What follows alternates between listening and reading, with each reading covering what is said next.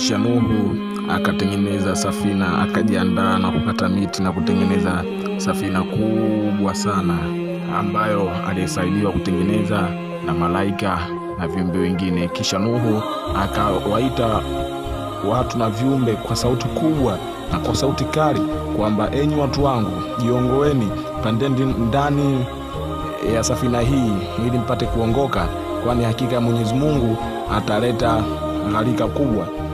Na wanyama, watu na viumbe mbalimbali wengi wakapanda ndani ya safina hii aliwaitia Nabii Nuhu. Kisha Nabii Nuhu akaendelea kuwahusia watu wake, wengine wakakubali na wengine wakakataa.